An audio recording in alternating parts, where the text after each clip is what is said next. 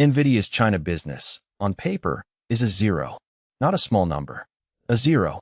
In its own quarterly filing, the company told investors it is not assuming any data center compute revenue from China at all. Then, on July 31st, Bloomberg reported that the Chinese lab behind Kimi K3, the largest open-weight AI model ever released at 2.8 trillion parameters, runs on a cluster of roughly 20,000 Nvidia chips rented from Alibaba. Both of those things are true at the same time. This is the sequel to our last Nvidia deep dive, and it is a completely different story. Last time we followed the money. Today we follow the hardware. How a blockade enforced by two governments at once still leaks, where exactly the leaks are, who is trying to weld them shut, and what happens to the numbers when they finally do. Facts and sources only. Nothing here is investment advice.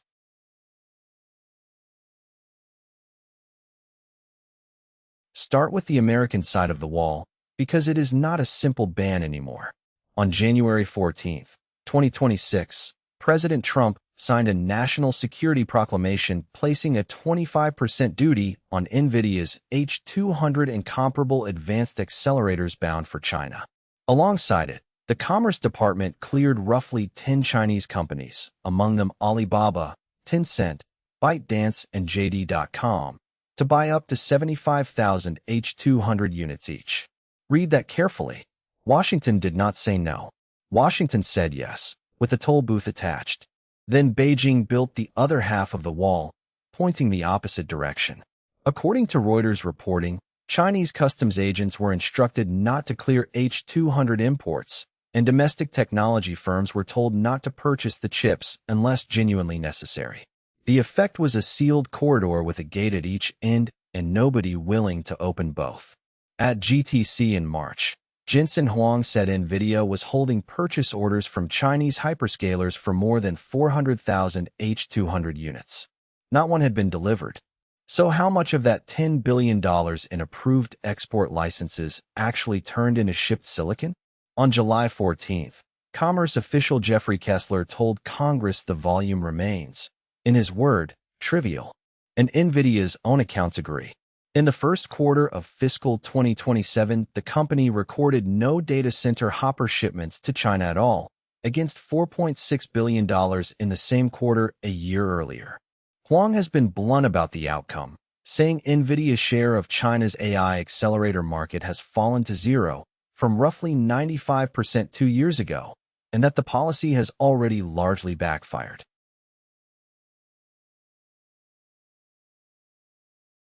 Now the part that landed on July 31st and reframed everything. Bloomberg reported that Moonshot, the Chinese lab behind the Kimi models, holds a computing power agreement with Alibaba covering roughly 20,000 Nvidia chips. Not a rounding error in its training budget. Bloomberg described that cluster as accounting for a key portion of the compute behind Kimi. Alibaba is one of Moonshot's largest investors and expects its portfolio companies to run on its own cloud. So the chips are not sold to Moonshot. They are rented to it by its own shareholder. There is one contested detail worth stating precisely. Multiple sources told Bloomberg the agreement covers H200 processors, the top of the Hopper line. Alibaba flatly denies it, saying the alleged supply of H200 chips to Moonshot from us is completely groundless, and declined to specify which chips are involved. Bloomberg's own framing places the cluster in the earlier Hopper generation rather than Blackwell. What is not in dispute is the shape of the thing. The frontier of Chinese open-source AI is running on American silicon that its user does not own. What did that compute produce?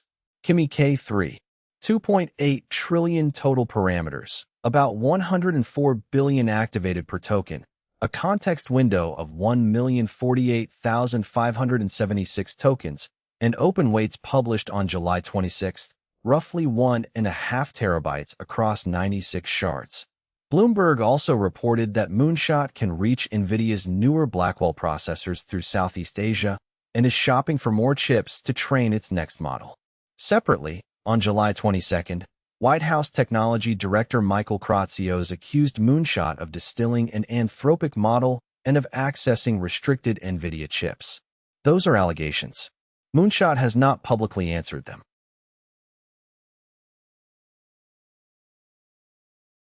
Here is the mechanism, and it is almost embarrassingly simple.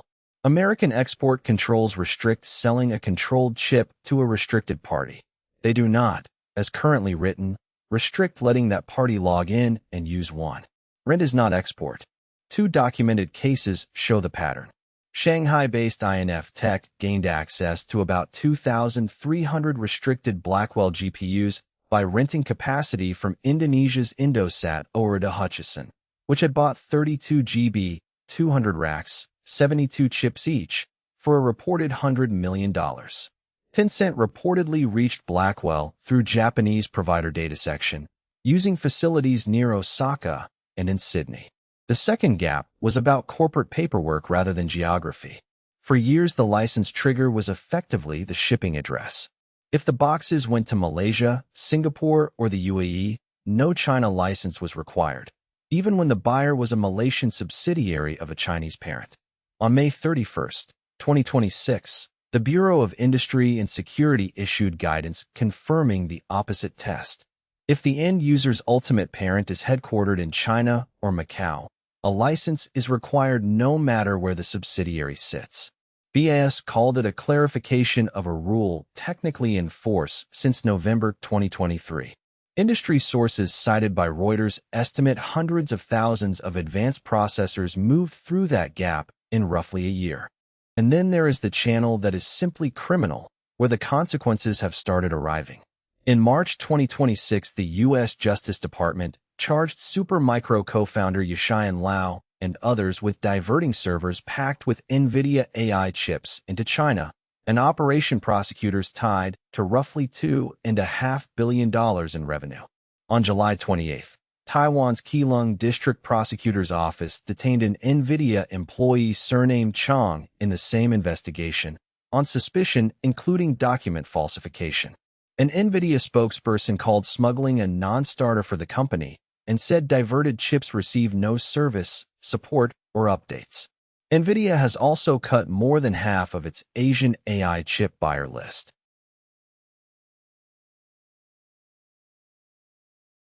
Now put the numbers side by side, because the arithmetic is genuinely strange. In the first quarter of fiscal 2027, Nvidia reported revenue of $81.6 billion, up 85% year-over-year. Data center revenue was $75.2 billion, up 92%. GAAP net income, $58.3 billion. Diluted earnings per share, $2.39. And the guidance for the quarter now ending was $91 billion, plus or minus 2%. With this sentence attached, Nvidia is not assuming any data center compute revenue from China in its outlook. The company lost an entire country and grew 85% anyway. Now the tape, pulled from market data through the July 31st close. Nvidia finished at $200.75, up 2.93% that day, and up about 1.6% over the trailing month. Alibaba's American shares closed at $122.25, up 5.1% on the 31st, and up nearly 25% over the month. The 31st was the day Alibaba was publicly named as the landlord of China's most capable open model. It was also Alibaba's best single session of the stretch. We are reporting the sequence, not asserting the cause. The more interesting move happened on the other side of the trade. Cambricon, China's listed AI chip champion, closed at 1,350 yuan on July 21st and at 1,042 on July 30th. That is a drop of nearly 23% in 7 sessions. It bounced 6.1% on the 31st to 1,106, still down more than 30% on the month. SMIC's Hong Kong shares finished at $63.25, down about 29% over the same month. In a month when Nvidia was barely allowed to sell a chip into China, China's own chip stocks were the ones falling hardest.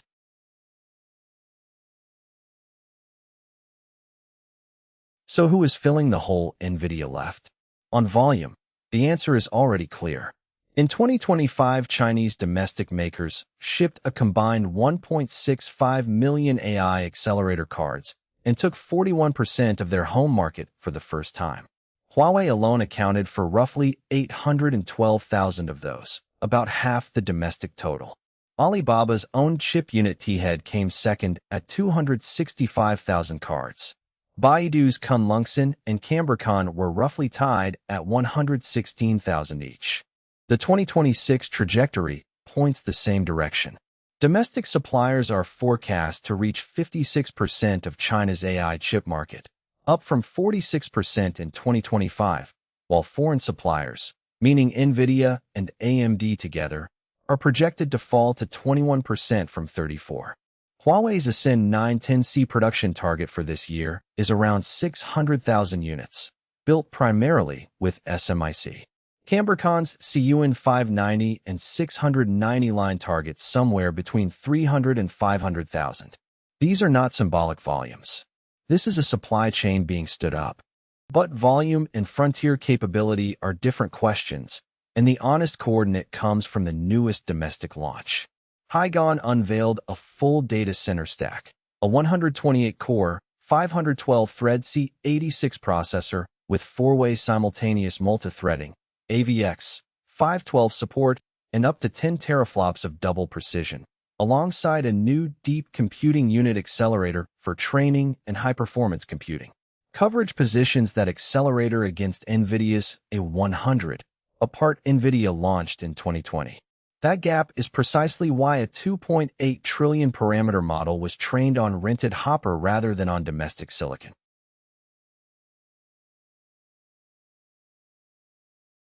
So why does this matter beyond one company's revenue line? Because export controls were designed for objects crossing borders, and frontier AI is increasingly consumed as a service. A rule that counts crates cannot see a login. As long as compute is rentable anywhere on Earth, the unit of control is wrong by construction, and every enforcement action so far has been a patch on that mismatch. Close the subsidiary test, prosecute the diverters, prune the buyer list. Each one is real. None of them changes the fact that the thing being controlled is now electricity and access, not cargo. For Nvidia specifically, the position is uncomfortable in a very particular way. It is being asked to police demand it cannot observe, and compliance has quietly become a product feature. Whitelists, a buyer list cut by more than half, an employee detained in Taiwan, criminal exposure attached to the distribution chain. And underneath all of it sits the paradox this whole episode has been circling. The chips reach China anyway. Nvidia books none of the revenue. Whatever margin exists in that flow goes to intermediaries, to landlords, to shell companies, and to the offshore data centers happy to rent by the hour.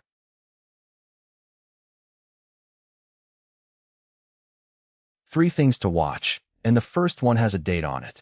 On August 26th at 2 p.m. Pacific, Nvidia reports second quarter fiscal 2027 results.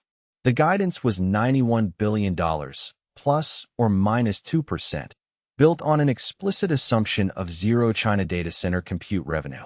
The questions worth holding are narrow.